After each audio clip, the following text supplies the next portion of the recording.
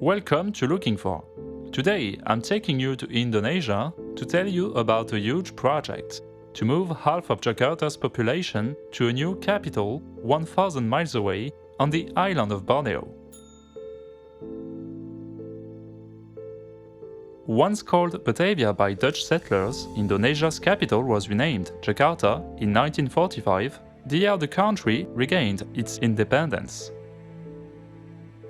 This former trading port, of a population of over 35 million people, was a key part of the Portuguese, British and Dutch colonial system and is now one of the three largest urban areas in the world, along with Tokyo and Sao Paulo. Jakarta is also one of the most densely populated cities in the world, with a population density of nearly 15,000 people per square kilometer. During the 1950s, President Sukarno launched a major project to give Jakarta a massive appearance.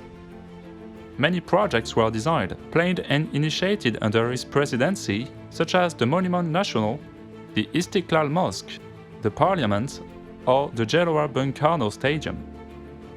This type of urban planning is reminiscent of the great European capitals, full of monuments and major roads highlighting the urban landscape.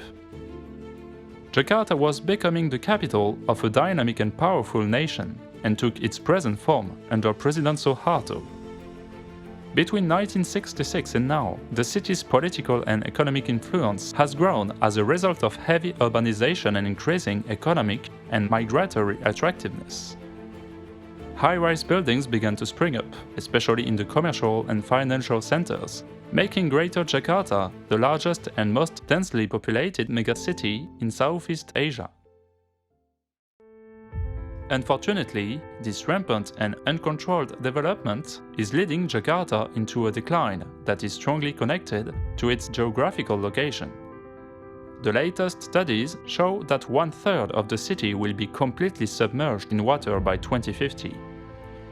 In addition to the rising sea levels, Jakarta's land has been sinking by an average of 10 to 25 centimeters per year since 2008, and nearly half the city is already below sea level. This sudden sinking is directly linked to the city's frenetic urban development. In addition, in recent years, the need for water has increased dramatically, with the construction of many skyscrapers, which contribute to the increased load on the ground. The massive pumping of water from the water table, added to the impermeability of the 97% concrete soils, which no longer allow rainwater to infiltrate, have led to the drying up of the water table and the resulting collapse of the soil. The Indonesian president announced a spectacular decision in 2019 to prevent 4 to 5 million people from being underwater by 2050.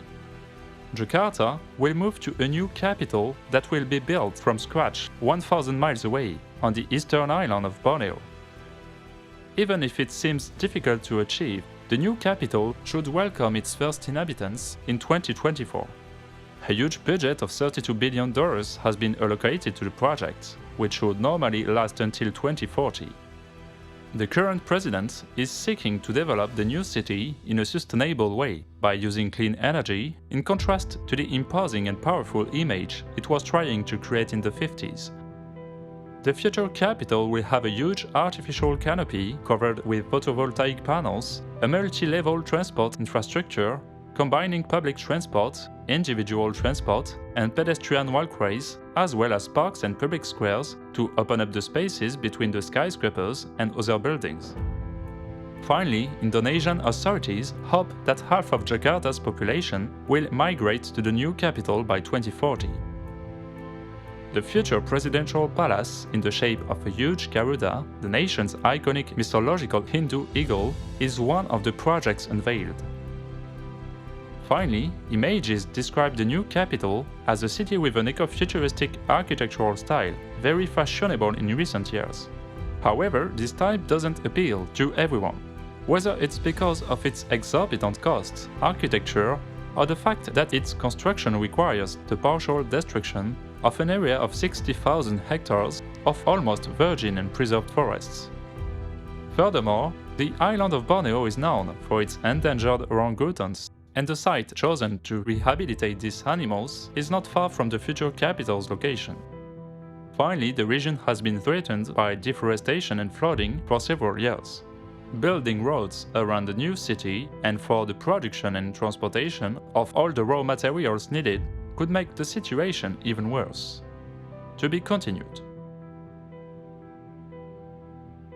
Alright, that's it for today. If you like this video, feel free to press the like button and subscribe to the channel. Thanks for watching and see you soon on Looking For. Goodbye!